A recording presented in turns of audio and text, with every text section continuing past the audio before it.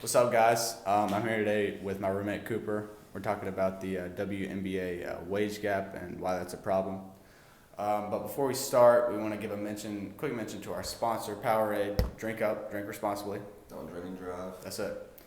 But yeah, let's go ahead and get started. So the WNBA, or the Women's National Basketball Association, was established April 24th, 1996. It's the the fourth American female basketball league and the longest running. The format rules are very similar to the NBA, or the National Basketball Association for men's basketball. And although the two leagues are very similar, there's a monumental contrast between how much the players in each league are getting paid. There are men making millions in the NBA, and while some women in the WNBA are making close to minimum wage. I believe that they need to get paid more, and here's why. Currently, the WNBA is signed to a collective bargaining agreement, a process in which the WNBA Players Association attends sessions to try to attain the best deal possible for the players and their salaries. The league is due for negotiation by October 31st, and the contract would end after this season. So yeah, this is actually an issue going on like right now. The October 31st deadline actually got pushed back because they're having such an issue negotiating.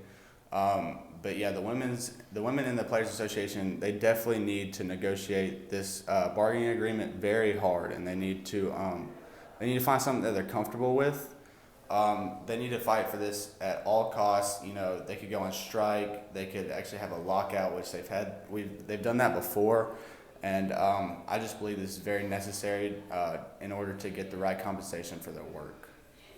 Now. Cooper, have you ever heard of Sylvia Bowles? Yeah, she was the MVP a couple years ago, right? Yeah, 2017. Her salary that year was $109,000, and that's still a hefty amount of money, and that's good pay.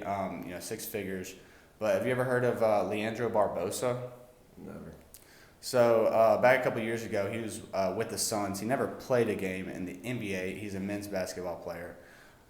But he didn't register a single minute of time, and he still made $500,000. That's basically 5 times as much as Bowles made. And Bowles, she led the league that year in about every stat. So what else? Like, how do you feel about that? I don't know. Like, I know the league minimum for NBA is 500,000, but that's just because they make so much more money off just playing games all throughout the season. But if you're an MVP, definitely leading the whole league in pretty much everything, then you deserve a lot more than 109,000. Yeah, for sure. All right, guys, we're back. I had to do a quick little change. Actually, the Sylvia Bowles jersey is coming in next week, so we're looking good. The NBA pays its players about 50% of the league revenue. It appears when we look at what we know about the WNBA revenue and salaries that the league's players are receiving less than 25% of the revenue. What do you think they could do to increase this? Firstly, I think they need to change the perspective of women's basketball, and I feel like if they do this the right way, they can change the perspective of women's sports as a whole. It needs to be shown to America specifically that these women can bring the same energy to an arena as the men because they play the same sport. And I think overseas, like in Europe and Asia, they've done a really good job of this, and women's basketball is more effectively marketed. And that brings me to my next point. They need to hire a better marketing team. Now, this will get their face out there, their name out there on TV networks such as like ESPN or Fox, and this will overall attract the greatest players in the world and suppress the issue of overseas competition, as I stated earlier. Once the league attains this and keeps these players that people want to see, the people will show up. How do you feel about the phrase, the salaries are appropriate because equal effort does not mean equal pay? I believe that women are capable of producing the same energy and bringing that every night to an arena, like I stated earlier. And just because they have physical restrictions such as like height and they're not able to, most of them aren't able to dunk, this doesn't mean that they shouldn't receive equal pay distribution. Now, not equal pay, overall, because the NBA they've been around for a lot longer. They're more well established, and that's definitely what the NBA is trying to get to. But they definitely need to switch the redistribution up.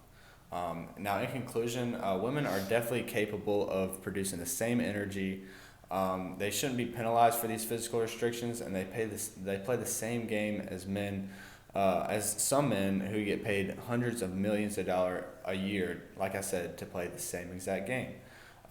They need to change the revenue distribution up to something similar to the NBA, and overall, this is the key to increasing WNBA salaries.